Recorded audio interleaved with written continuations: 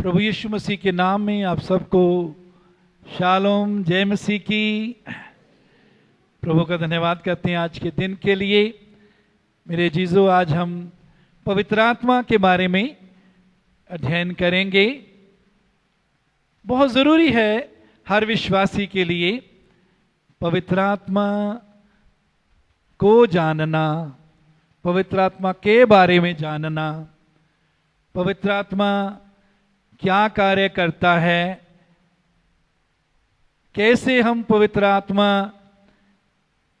की इच्छा में बने रह सकते हैं, कैसे हम पवित्र आत्मा की इच्छा को जान सकते हैं। ये हर एक विश्वासी के लिए बहुत ही जरूरी है,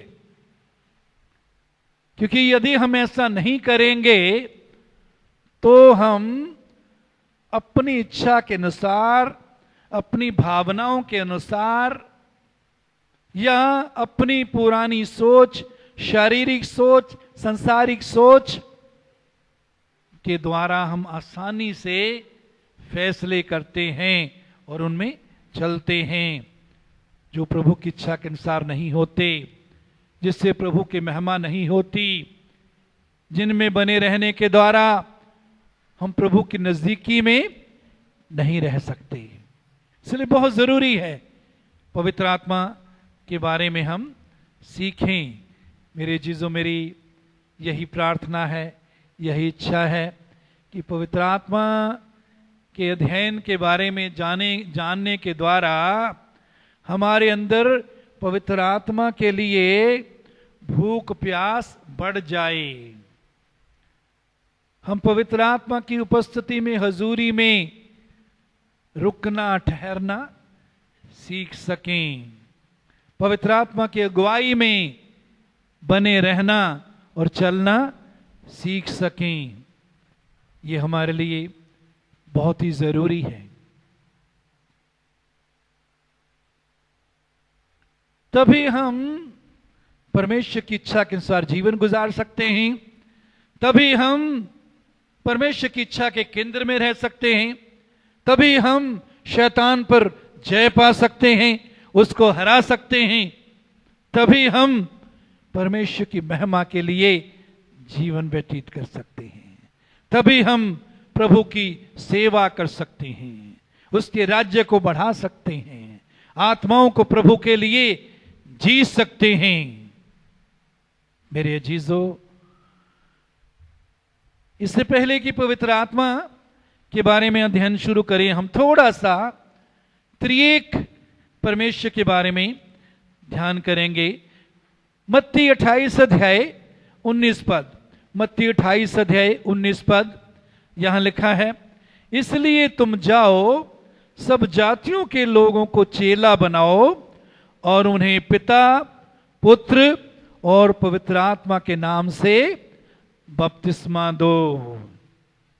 यीशु ने कहा, तुम जाओ, सब जातियों के लोगों को चेला बनाओ और उन्हें पिता, पुत्र और पवित्र आत्मा के, क्या लिखा है जी, नाम में, नामों में नहीं, पिता, पुत्र, पवित्र आत्मा। लेकिन आगे क्या बोला, उनके नाम में। वैसे तो नामों आना चाहिए, ग्रामेटिकली तो व्याकरण के नियमों के अनुसार तो नामों आना चाहिए, पिता, पुत्र और पवित्र आत्मा के नामों में। क्यों प्रभु यहां नाम सिंगुलर, एक वचन नाम इस्तेमाल करते हैं प्रभु? क्योंकि पिता, पुत्र और पवित्र आत्मा तीनों एक हैं। एक परमेश्वर है, लेकिन एक परमेश्वर में तीन व्यक्ति हैं। एक परमेश्वर अपने आप को तीन व्यक्तियों के द्वारा प्रकट करता है, पिता, पुत्र और पवित्र आत्मा के द्वारा। मेरे अजीजों, बाइबल में बहुत स्पष्ट रीति से हम इसके बारे में पढ़ते हैं, पिता के बारे में, पुत्र के बारे में और पवित्र आत्मा के बारे में। ये युग नए नियम का जो युग है, नए नियम में हम जो रह रहे हैं, ये पवित्र आत्मा का युग है। पिता का युग था जिसमें पिता संपर्क करता था, सीधा संपर्क करता था। फिर युग आया पुत्र का, यीशु मसीह इस पृथ्वी पर आए, फिर वो वापस स्वर्ग पर चले गए और उसने पवित्र आत्मा को भेजा। और अब हम पवित्र आत्मा के युग में रह रहे हैं। यीशु ने कहा वो दूसरा सहायक मैं भेजूंगा। यीशु पहला सहायक था। जब यीशु शरीर में था उस समय चेलों का वो सहायक था, लेकिन उसने कहा मैं दूसरा सहायक भेजूंगा। तो पिंतेक उसके दिन पवित्र आत्मा उतरा। उससे पहले यीशु जी उठने के बाद बोलते हैं पवित्र आत्मा लो। तो हम पवित्र आत्मा के युग में हैं। यीशु मसीह मेरे अजीजों पिता के दाहिनी ओर बैठा है। यीशु पिता की दाहिनी ओर बैठा है, लेकिन उसने पवित्र आत्मा भेजा। तो ये पवित्र आत्मा का युग है और बहुत जरूरी है कि हम पहचाने जाने कि पवित्र आत्मा के साथ हम कैसे संबंध जो है वो कायम कर सकते हैं। आज पिता या पुत्र यीशु के द्वारा ही हम हमारे जीवन में कार्य करते हैं, यीशु के द्वारा हमारे जीवन में काम करते हैं। मेरे अजीजों, उत्पत्ति 1 अध्याय 26 पद, और परमेश्वर ने कहा हम मनुष्य को अपने स्वरूप के अनुसार अपनी समानता में बनाएं। उत्पत्ति 1:26 परमेश्वर ने कहा। किसने कहा जी? परमेश्वर ने कहा। बाइबल कितने परमेश्वर बताती है? एक परमेश्वर। लेकिन वो एक परमेश्वर क्या कहता है? हम मनुष्य को अपने स्वरूप के अनुसार अपनी समानता में बनाएं। वो एक परमेश्वर यहां हम बोलता है। क्यों बोलता है? पिता, पुत्र और पवित्र आत्मा, तीन व्यक्ति उस परमेश्वर में हैं। मेरे अजीजों, जैसे सोना एक होता है, एक सोने की हम 3 अंगूठियां बना सकते हैं। 3 सोना नहीं, सोना एक ही है, लेकिन अंगूठियां 3 हैं। इसी प्रकार परमेश्वर एक ही है, वो 3 व्यक्तियों में अपने आप को प्रकट करता है। पानी और भाप और बर्फ,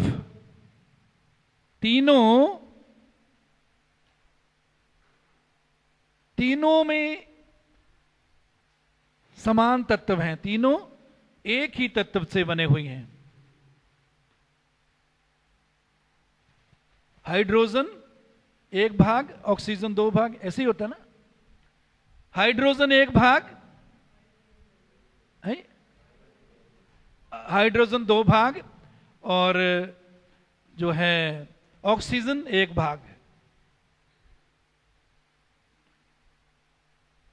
तो चाहे वो तरल पानी है, चाहे वो भाप है, चाहे वो बर्फ है, ठोस है, तीनों में हाइड्रोजन और जो है ऑक्सीजन जो है उसकी मात्रा एक ही है। लेकिन 3 अलग अलग रूप में जो है ये पाए जाते हैं, लेकिन तीनों एक हैं। ये समझना बहुत जरूरी है, नहीं तो बहुत बार आसानी से बहुत से लोग आजकल हमको गलत शिक्षा का शिकार बना सकते हैं। यहोवा के गवाह, यहोवा विटनेस और जीसस ओनली, ये दोनों बहुत कोट करेंगे, बाइबल में से बहुत कोट करेंगे। और यहोवा का गवाह जो है वो वो भी त्रिएक परमेश्वर को नहीं मानते, और जो हैं जीसस ओनली वाले, जो यीशु के नाम में बपतिस्मा देते, वो भी नहीं मानते। मेरे अजीजों, तो हमें उस ऐसी शिक्षा से ही बचना है। फिर कभी बाद में त्रिएकता के बारे में डिटेल में कभी अध्ययन करेंगे। पवित्र आत्मा, बाइबल हमें बताती है कि पवित्र आत्मा एक व्यक्ति है। परमेश्वर व्यक्ति है, पुत्र व्यक्ति है, पवित्र आत्मा व्यक्ति है। तीनों एक हैं, लेकिन तीनों व्यक्ति हैं। यहोवा के गवाह क्या कहते हैं? पवित्र आत्मा एक सामर्थ है। पवित्र आत्मा सामर्थ देता है, लेकिन वो सामर्थ नहीं है, वो व्यक्ति है। व्यक्ति होने के लिए किसी में तीन चीजों का होना जरूरी है। जब हम व्यक्ति कहते हैं, व्यक्ति का मतलब ये नहीं कि इंसान, व्यक्ति का मतलब है उनमें व्यक्तित्व है, उनमें बुद्धि, इच्छा और भावनाएं हैं। परमेश्वर पिता में बुद्धि है, उसमें इच्छा है और उसमें भावनाएं हैं। इसी प्रकार पवित्र आत्मा में बुद्धि, इच्छा और भावनाएं हैं। तो पवित्र आत्मा एक फोर्स नहीं है, एक सामर्थ नहीं है। और पवित्र आत्मा सिर्फ बादल नहीं है, या पवित्र आत्मा आग नहीं है। ये उसके चिन्ह हैं जो बाद में हम जिनके बारे में अध्ययन करेंगे। पवित्र आत्मा कबूतर नहीं है। कबूतर की शक्ल में यीशु पर उतरा। एक बार की बात है, किसी स्थान पर पवित्र आत्मा पाने के लिए मैं प्रार्थना कुछ लोगों के लिए कर रहा था, तो एक लड़का बाद में मुझसे बात करने लगा, कहते जी कबूतर तो उतरा ही नहीं। वो सोचा शायद कबूतर उतरेगा। कबूतर की नाई पवित्र आत्मा यीशु पर उतरा, कबूतर नहीं उतरा, है ना। कबूतर का चिन्ह क्यों दिखाया गया उसके बारे में बाद में हम विचार करेंगे। तो पवित्र आत्मा में बुद्धि है। यदि हम पढ़ें रोमियो 8:27,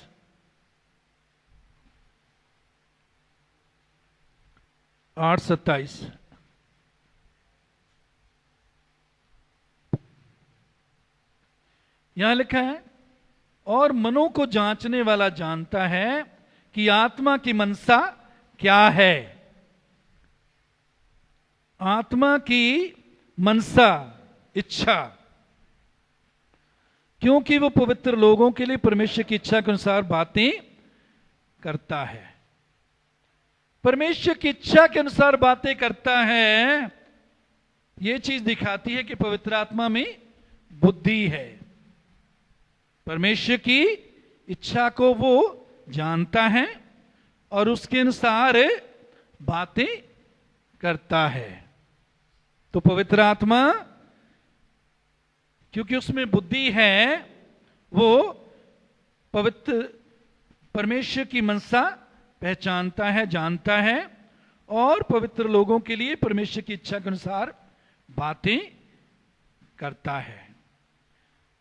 तो पहली बात हमने यहां देखी कि पवित्र आत्मा में बुद्धि है। पवित्र आत्मा बुद्धिमान है।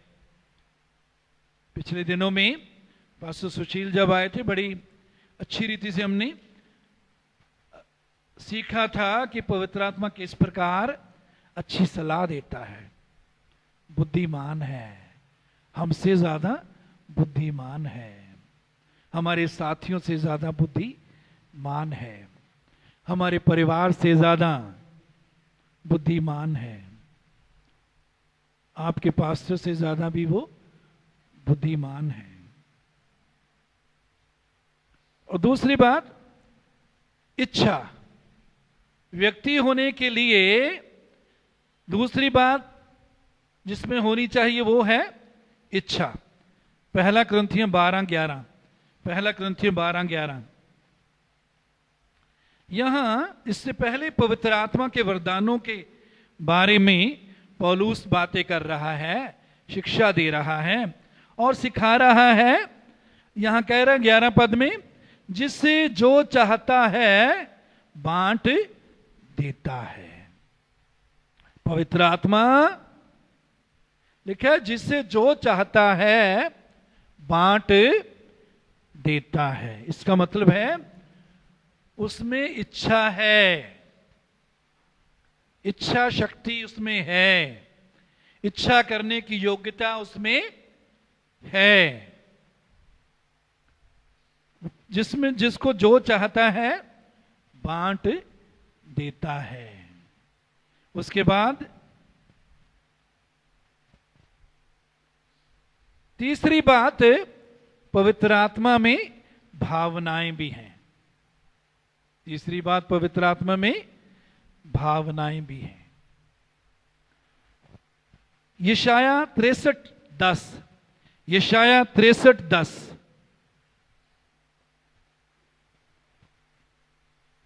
यहां लिखा है, तो भी उन्होंने बलवा किया और उसके पवित्र आत्मा को खेदित किया।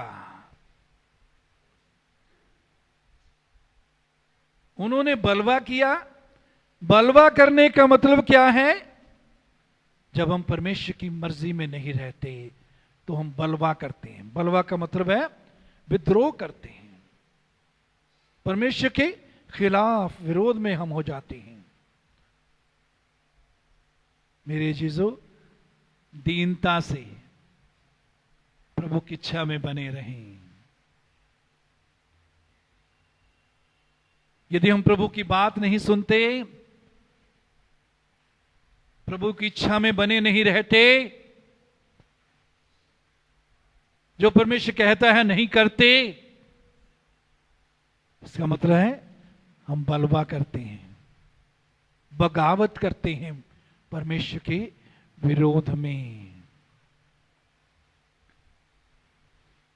सारे हफ्ते हमारा जीवन कैसा रहता है आप जानते हैं, आपके जीवन के बारे में। यहां चर्च भवन में, मैं सबकी बात नहीं कर रहा, लेकिन हो सकता है कोई ना कोई हो,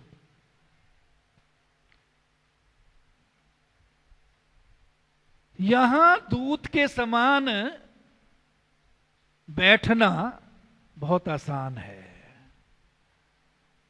ऐसी मुस्कुराहट से बात करना कि मैं बहुत प्यार करता हूं, ऐसी मुस्कुराहट से बात करना कि मुझ में बहुत आनंद है, मैं प्रभु पर विश्वास करता हूं। लेकिन मेरे अजीजों, जब हम अकेले होते हैं अपने परिवार में, जहां काम करते हैं, जहां हम जाते हैं, और जब कोई हमारे पास आता है, तब क्या वो इसी रूप को देखता है या हम बदल जाते हैं? चर्च में दूत बने रहना बहुत आसान है।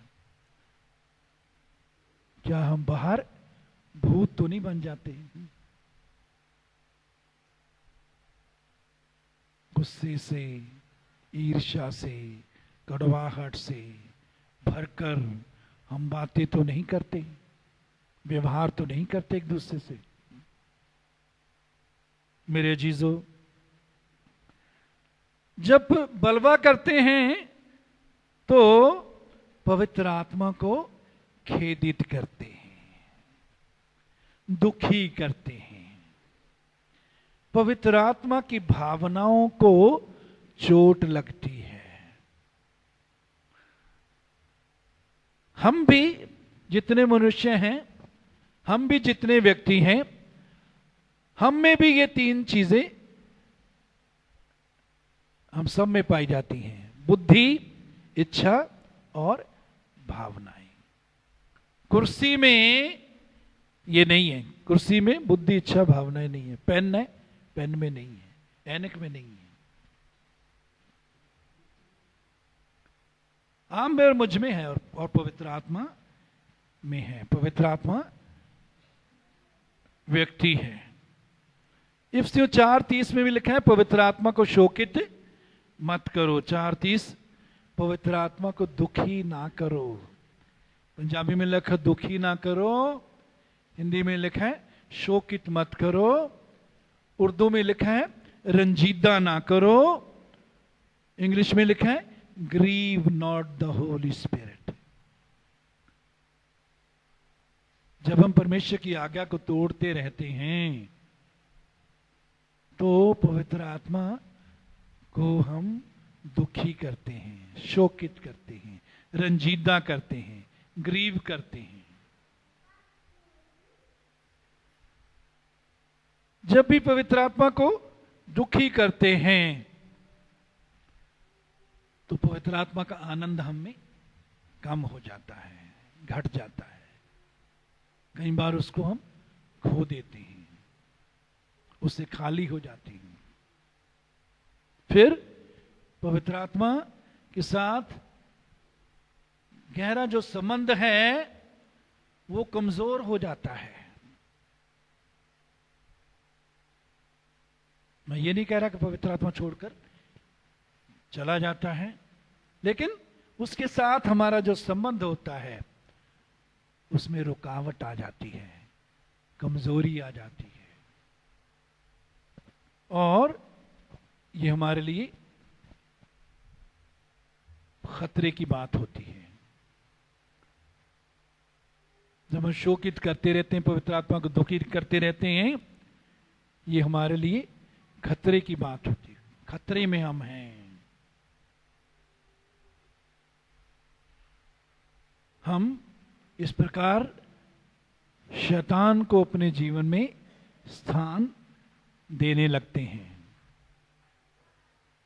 मेरे चीजों, 1 थिस्सलुनीके 5:19 में लिखा है, आत्मा को ना बुझाओ, आत्मा को ना बुझाओ।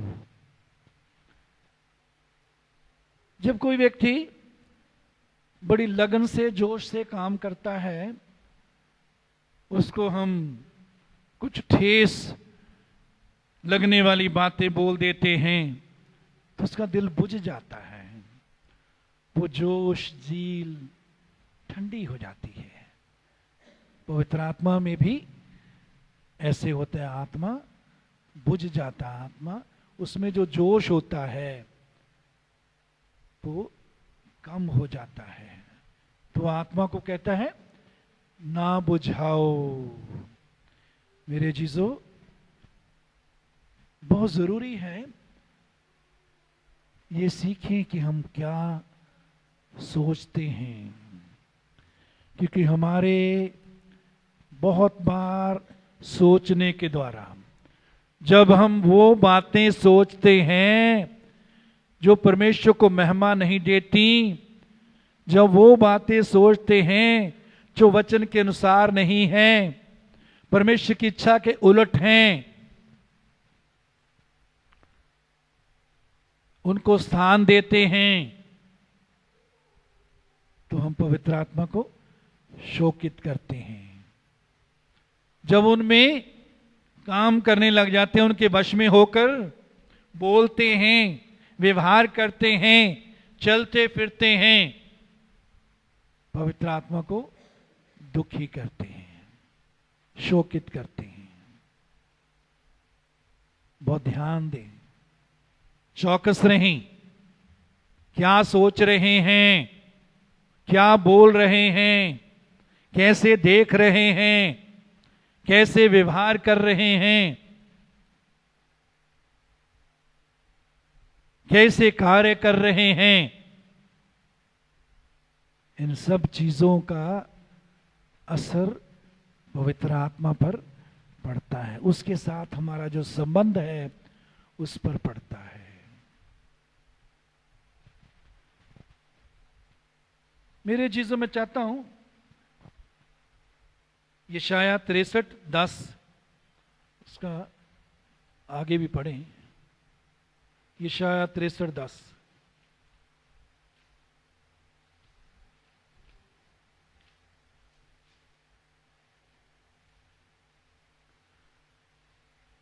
तो भी उन्होंने बलवा किया और उसके पवित्र आत्मा को खेदित किया। 63:10। उसका नतीजा क्या हुआ? जब उन्होंने पवित्र आत्मा को नाराज किया, दुखी किया, उसका नतीजा क्या हुआ, परिणाम क्या हुआ? इस कारण वो पलटकर उनका शत्रु हो गया। परमेश्वर उनका क्या हो गया जी? शत्रु हो गया। परमेश्वर पसंद नहीं करता, परमेश्वर पिता पसंद नहीं करता कि हम पवित्र आत्मा को शोकित करें, दुखी करें। यीशु ने भी कहा, जो पवित्र आत्मा के विरोध में बोले उसका वो पाप कभी माफ नहीं होगा। यीशु ने यह नहीं कहा कि जो मेरे खिलाफ बोलेगा उसका कभी माफ नहीं होगा।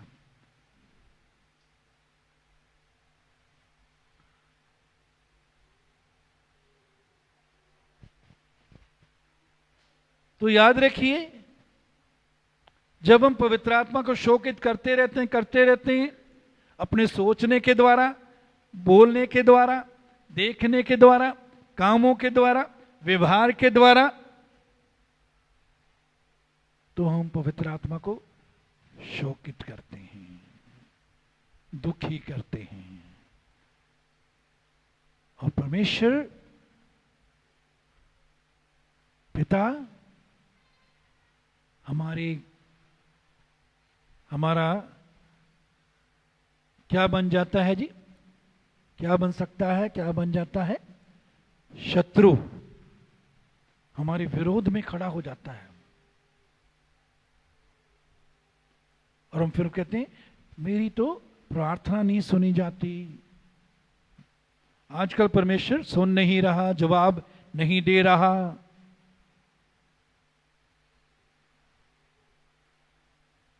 क्योंकि आपने मित्रता, परमेश्वर से जो मित्रता है वो खो दी है। शत्रु हो गया और स्वयं उनसे लड़ने लगा। जिन्होंने पवित्र आत्मा को शोकित किया, परमेश्वर खुद उनसे क्या करने लगा जी? लड़ने लगा। परमेश्वर जब हमारे खिलाफ लड़ता है तो आगे बढ़ सकते हैं जी, बढ़ सकते हैं, हम जय पा सकते हैं, बरकत पा सकते हैं, प्रार्थना का जवाब मिलेगा। मेरी चीज बहुत जरूरी है। परमेश्वर का भय रखते हुए, डर मानते हुए, डरते कांपते हुए उसके उद्धार के कार्य को पूरा करो। ये डरना और कांपना क्या है? ये नहीं कि ऐसे करते रहें, ये डरना कांपना नहीं। परमेश्वर के वचन का आदर करते हुए, परमेश्वर की इच्छा का आदर करते हुए, परमेश्वर का आदर करते हुए वही बोले जो परमेश्वर को महिमा देता है, जो परमेश्वर चाहता है हम बोलें। वही सोचें जो परमेश्वर चाहता है हम सोचें। हमारा दिमाग कूड़ादान नहीं है। बहुत से विश्वासियों ने इसको कूड़ादान बनाया हुआ है। उनके अंदर से कूड़ा ही कूड़ा निकलता है। यीशु ने क्या कहा? जो मन में भरा है वही मुंह पर आता है। बहुतों के अंदर से ये कूड़ा करकट निकलता है। दूसरों की बुराई, घमंड, मैं कितना अच्छा हूं, मैं कितना आत्मिक हूं, मैं कितना सच्चा हूं। बाइबल क्या कहती है? दूसरों को अपने से उत्तम जानो, बेहतर जानो। हम क्या है? अपने आप को दूसरों से बेहतर जानते हैं। नहीं मेरे चीजों, हम सबको बदलने की जरूरत है, प्रतिदिन बदलने की जरूरत है। और पवित्र आत्मा का उद्देश्य यही है, मकसद यही है। इसी कारण पवित्र आत्मा हम में वास करता है कि हमको प्रतिदिन बदले, प्रतिदिन यीशु के समान बनाए, यीशु जैसा स्वभाव हमारा होता जाए, यीशु के स्वभाव में हम ढलते जाएं।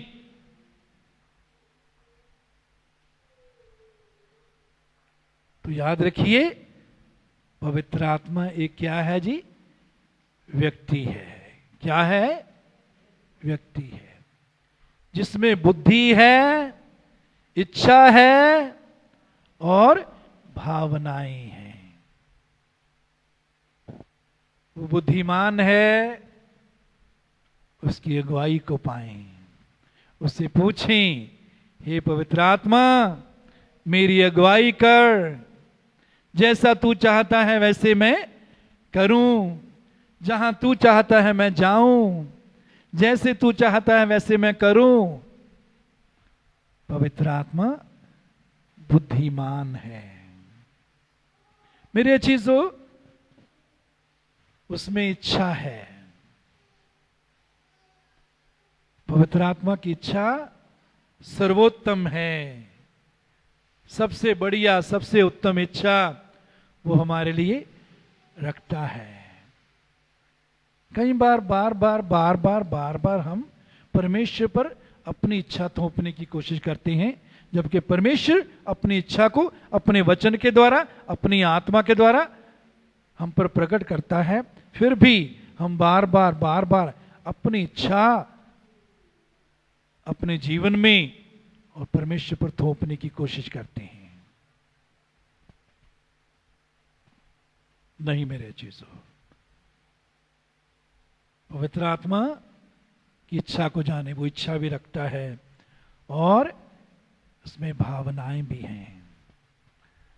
उसको वो दुखी भी होता है पवित्र आत्मा, और पवित्र आत्मा इससे उल्ट यदि हम देखें तो पवित्र आत्मा आनंदित भी होता है, खुश भी होता है। जब पवित्र आत्मा आनंदित होता है, हमारे अंदर पवित्र आत्मा का आनंद और भरता जाता है, इतना भर जाता है, उसका आनंद हम में से उमड़ने लगता है। दाऊद कहता, मेरा कटोरा उमड़ रहा है, छलक रहा है, उसमें से प्रभु का आनंद, प्रभु के गुण, आत्मा का फल, प्रभु का प्रेम, प्रभु की दया उसमें से निकल रही है, उमड़ रही है, उसके छींटे दूसरों पर पड़ रहे हैं। दूसरे भी हमारे जीवन के द्वारा, हमारे व्यवहार के द्वारा प्रभु के आनंद को पाएंगे, प्रभु की शांति को पाएंगे, क्योंकि पवित्र आत्मा हमारे कटोरे को भरना चाहता है, ताकि इतना भरना कि वो उछले। कैसा जीवन आज हमारा है? आप में से हर एक अपने जीवन के बारे में जरूर जानता है। हो सकता है परिवार के सब लोगों के लिए कैसा उनका संपर्क परमेश्वर के साथ है, संबंध कैसा है, शायद सब नहीं जानते, लेकिन अपने बारे में हम जरूर जानते हैं कैसा जीवन हमारा है। क्या उछल रहा है? उछलने वाला जीवन है?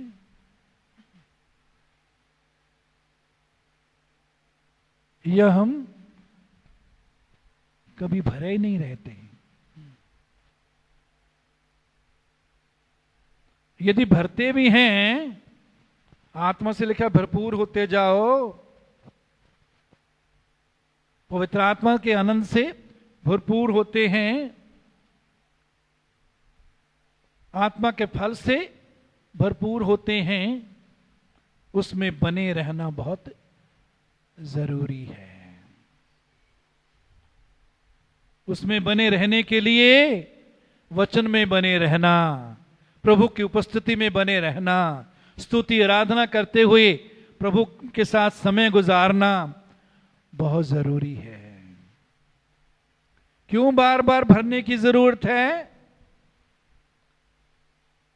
क्योंकि हम लीक करते रहते हैं। फुटबॉल या वॉलीबॉल में बार बार हवा भरने की जरूरत पड़ती है, क्योंकि जो उसका जब इस्तेमाल करते हैं उसमें से हवा लीक होती रहती है। हमारे जीवन में भी प्रतिदिन जैसे हम जीवन गुजारते हैं, चलते हैं, कार्य करते हैं, पवित्र आत्मा का आनंद, अभिषेक वो लीक होता रहता है, उससे हमको दोबारा भरने की जरूरत है प्रभु की उपस्थिति में आने के द्वारा। तो मेरे अजीजों, अभी हमने ये देखा कि पवित्र आत्मा एक व्यक्ति है और उसमें बुद्धि है, इच्छा है और भावनाएं हैं। यदि हम इस वचन को अपने अंदर रखेंगे, याद रखेंगे, तो पवित्र आत्मा के साथ संबंध बनाना हमारे लिए बहुत ही आसान हो जाएगा। मेरे चीजों में आप सबसे निवेदन करूंगा कि जो वचन डाला जाता है वो आप जरूर सुने, वचन जरूर सुने। कम से कम घर में ये वचन जो है 2 या 3 बार जरूर सुने। आराधना की जो आराधना की भी डाली जाती है, वीडियोस डाली जाती हैं, वो भी जरूर सुने। इसमें बने रहना बहुत जरूरी है। यदि आप हफ्ते भर ये स्तुति आराधना के गीत सुनते रहेंगे तो इतवार को स्तुति आराधना में शामिल होना आपके लिए बहुत आसान हो जाएगा। उसमें पार्ट लेना, बने रहना बहुत आसान हो जाएगा। अगर पूरा हफ्ता आप स्तुति आराधना नहीं सुनते या करते, एकदम उसमें शामिल होना बहुत मुश्किल हो जाता है। तो बहुत जरूरी है, मैं आपसे फिर विनती करूंगा, आप में से बहुत कम हैं जो ये जो वचन डाला जाता है सुनते हैं। जो आराधना के वीडियो डाले जाते हैं बहुत कम हैं जो सुनते हैं। सो मैं आप सबको उत्साहित करूंगा कि आप इसको सुने। अब हम उसके बाद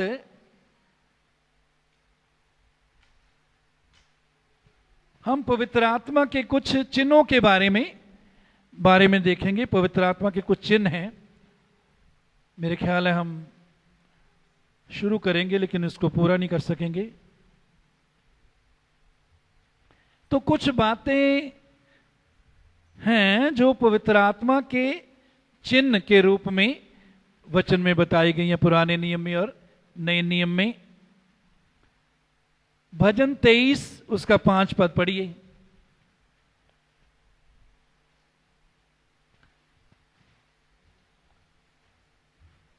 उसने मेरे सिर पर क्या मला है? तेल मला है। फिर भजन 92 उसका 10, 92:10, 92 उसका 10, यहां लिखा है, मैं टटके तेल से चुपड़ा गया हूं। टटके का मतलब है ताजा तेल। ताजा तेल से मुझे चुपड़ा गया है। पंजाबी चप्पा कैसे दें? ताजे तेल देना मैनू चोपड़िया गया है। तेल जो है पवित्र आत्मा का चिन्ह है। 23:5 में, 23 भजन में, यहोवा मेरा चरवाहा, मैं उसकी भेड़ हूं ना। हम उसकी भेड़ हैं।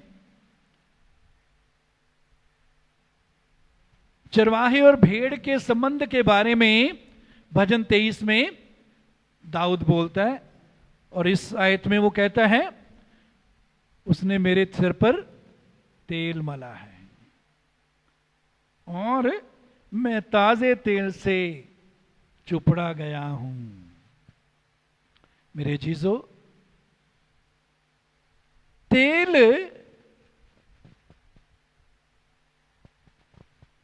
तेल का जो काम या गुण है, जिस प्रकार तेल हमारे लिए कुछ काम करता है जो हमारे लिए बहुत जरूरी और लाभ के होते हैं, इसी प्रकार पवित्र आत्मा भी करता है। पुराने नियम में भी हम देखते हैं, राजाओं का और नबियों का जब अभिषेक किया जाता था तो उन पर तेल उंडेला जाता था। तो तेल जो है पवित्र आत्मा का चिन्ह है। तेल हमारे जीवन में क्या करता है? तेल जब हम लगाते हैं खुश्की दूर करता है। तेल जब मशीन को देते हैं तो मशीन सही चलने लगती है, उसमें जो जर लग जाती है वो दूर हो जाती है, जर नहीं लगती।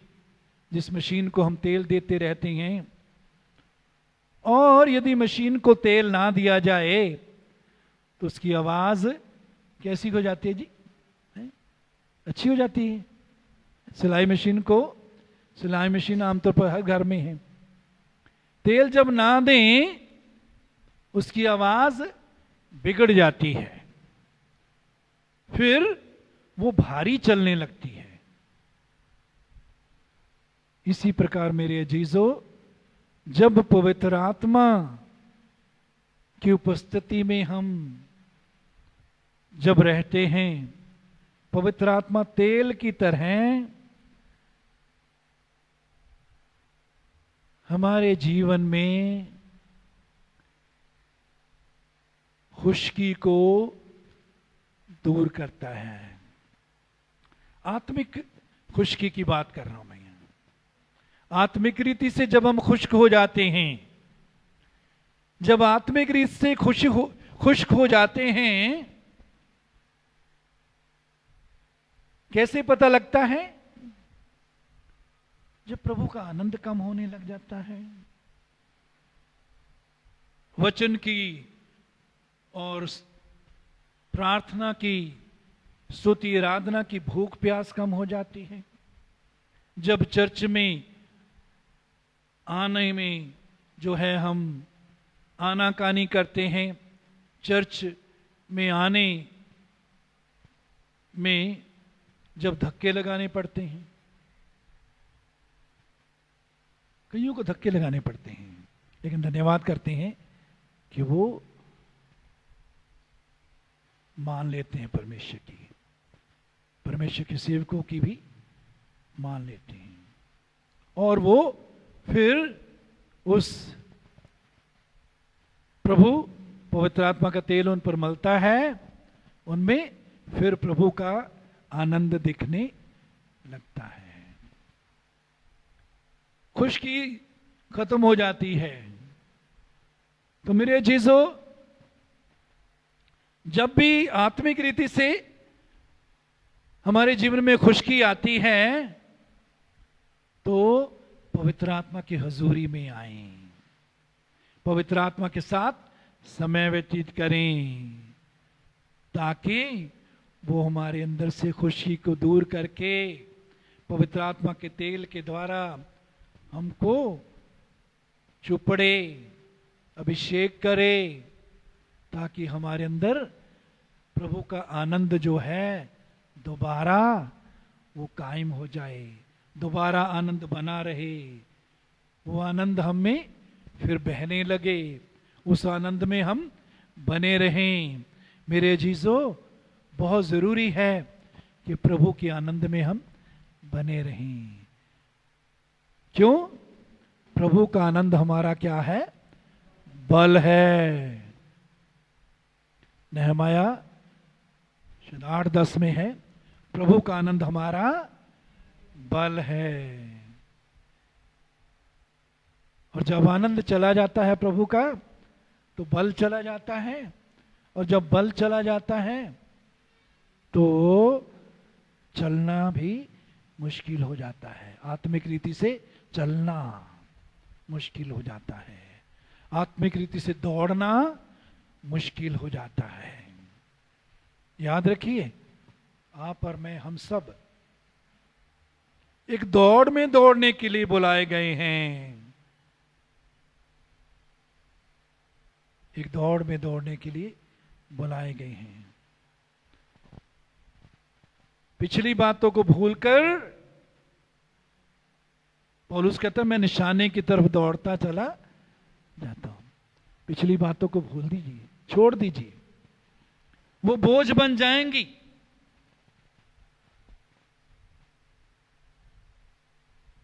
इब्रानी में 12 में प्रभु के दास क्या कहता है? हर एक उलझाने वाले पाप और हर प्रकार के बोझ को दूर करके उस दौड़ में धीरे से दौड़ें। कई बार रुकावट आ जाती है, इस दौड़ में रुकावट आ जाती है, सुस्त हो जाते हैं, थक जाते हैं। मेरे जीजो, पवित्र आत्मा का आनंद हमारा क्या है? बल है। और वो आनंद के लिए हमारे सिर पर पवित्र आत्मा का तेल मला जाना, पवित्र आत्मा का अभिषेक प्रतिदिन प्रभु की उपस्थिति में पाना बहुत जरूरी है। लापरवाही ना करें, प्रभु की हुजूरी में आकर समय गुजारने की लापरवाही ना करें। कहीं कहते मैं प्रार्थना करता हूं जी। क्या प्रार्थना करते? मैं अपने लिए करता हूं, अपने बच्चों के लिए करता हूं, अपने काम के लिए करता हूं। प्रभु बरकत दे दे, प्रभु पैसे को बढ़ा दे, प्रभु तंदुरुस्ती दे दे। मेरे जीजो, ये तो प्रार्थना का हिस्सा है। हमें प्रभु के साथ प्रतिदिन प्रेम का संबंध जो है वो बनाना है। जिस दोस्त से हम प्रेम करते हैं, जिस रिश्तेदार से, बच्चे से हम प्रेम करते हैं, उससे हम दिल की बात बोलते हैं,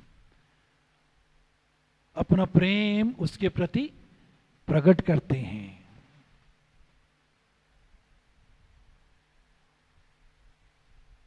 उसकी बात सुनने के लिए हम समय लगाते हैं। मेरे जैसे बहुत जरूरी है, बहुत जरूरी है। उसकी स्तुति करें, प्रभु की बड़ाई करें, उसकी आराधना में समय गुजारें, उसकी महानता पर, उसकी सुंदरता पर, उसके प्रेम पर, उसके गुणों पर ध्यान लगाएं, उसकी हुजूरी में बने रहें।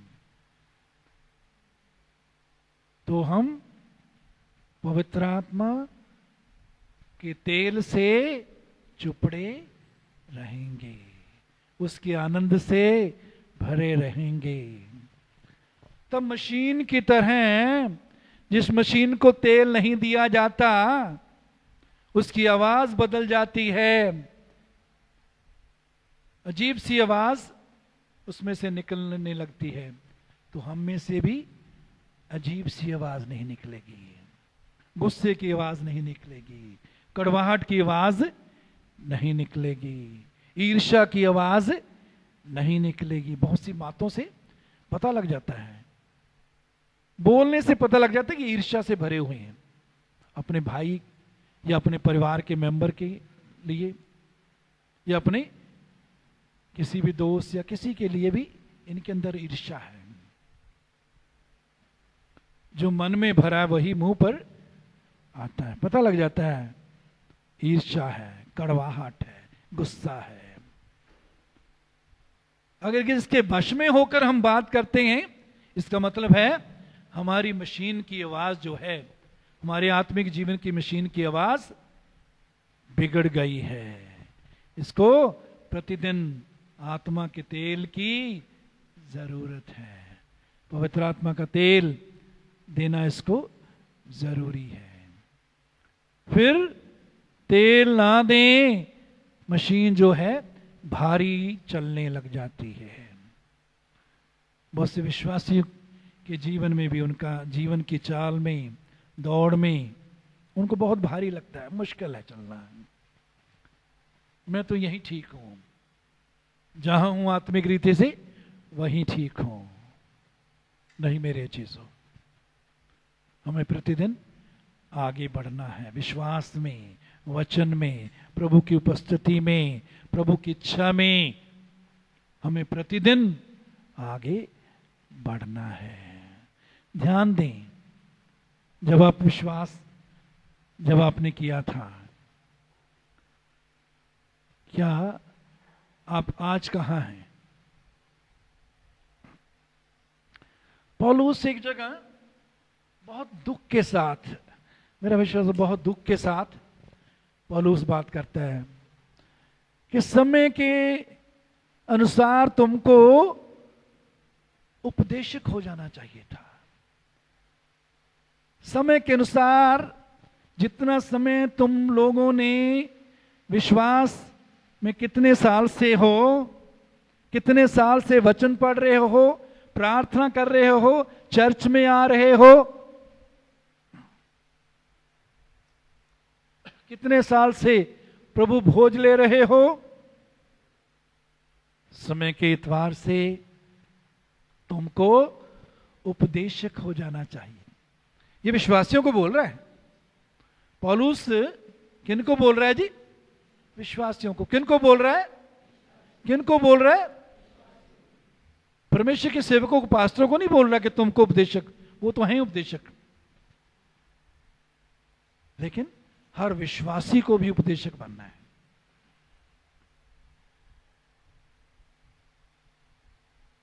हमारे साथ पड़ोसी जो हैं उनको उपदेश देने के लिए, हमारे भाई बहन जो कमजोर हैं उनको उपदेश देने के लिए, सबसे पहले हमारे जीवन में उपदेश दिखना चाहिए, फिर हमारे मुंह में से भी प्रभु के वचन की बातें, दूसरों की तरक्की की बातें, दूसरों को ऊपर उठाने की बातें। अगर कोई कमजोर हो गया है, अगर कोई पीछे रह गया है, तो उसकी बुराई ना करते रहें कि ये नहीं बदलेगा जी, ये ठीक नहीं होगा। नहीं नहीं, बुराई ना करते रहें। पौलुस कहता है, किसके निर्बल होने से मैं निर्बल नहीं होता। वो कहता है अगर कोई कमजोर हो जाता है तो मुझे ऐसा लगता है कि मैं ही कमजोर हो गया। इतना प्रेम पौलुस जो है वो विश्वासियों को करता है। क्यों? क्यों इतना प्रेम हमारे अंदर होना चाहिए ऐसा? क्योंकि हम मसीह की देह के अंग हैं, एक ही देह के अंग हैं। एक दूसरे के लिए हमारे अंदर दर्द होना चाहिए, प्रेम होना चाहिए, एक दूसरे के लिए प्रार्थना करें, एक दूसरे के लिए समय दें जब जरूरत के मुताबिक, है ना। कईयों को पूछते हैं ना, वो तुम्हारे गांव से जी वो नहीं आ रहा। पता नहीं, मुझे पता नहीं, आपको पता होना चाहिए। हम वैसे ही बात करते हैं जैसे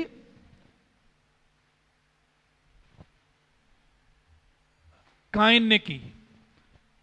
काइन को परमेश्वर पूछता है कि तेरा भाई हाबिल कहां है? तेरा भाई हाबिल कहां है? तो काइन क्या बोलता, मैं अपने भाई का रखवाला हूं। हम भी ऐसे ही स्वार्थ में जवाब देते, नहीं मेरे अजीजों, हमको पता होना चाहिए हमारा भाई या बहन यदि विश्वास में कमजोर हो गया, प्रभु की इच्छा में कमजोर हो गया, प्रभु के साथ उसका जीवन जो आत्मिक जीवन में कमजोर हो गया, हम उसके पास जाएं, पता करें, उसकी मदद करें, उसके लिए प्रार्थना करें, वचन बांटें उसके साथ और उसको दोबारा खड़ा होने में मदद करें। आजकल तो बहुत आसान हो गया, टेलीफोन का भी इस्तेमाल कर सकते हैं ना। जरूर एक दूसरे का हालचाल पूछें ना, वैसे भी करना चाहिए। जो रेगुलर आ रहे हैं, अच्छा है, आप भी एक दूसरे को फोन करते रहा करें ना, समय समय पर हालचाल पूछें, आत्मिक जीवन के बारे में तसल्ली की बात बोलें, उन्नति की बात, तरक्की की बात बोलें। क्यों? क्योंकि हम मसीह की देह के अंग हैं। फिर भेड़ के सिर पर तेल क्यों मला जाता था? उससे भेड़, गर्मी से भेड़ का बचाव होता था। दूसरी बात, उसके सिर में कीड़े नहीं पड़ते थे, कीड़े पड़कर उनकी आंखों में, नाक में चले जाते थे। मेरे जीजों, जब पवित्र आत्मा के तेल से हम चुपड़े रहते हैं तो पवित्र आत्मा उसकी चिकनाहट के द्वारा, उसके तेल के द्वारा हम संसार में जो पाप की गर्मी है, दुष्टता की गर्मी है, शैतान के कामों की गर्मी है, उससे हम बचे रहते हैं। और दुष्ट आत्माएं, ये कीड़े मकोड़े क्या हैं? दुष्ट आत्माएं हमारे जीवन पर प्रभाव नहीं डालते। हम जय में, आनंद में, वचन में बने रहते हैं और उसमें चलेंगे। आइए प्रार्थना करें।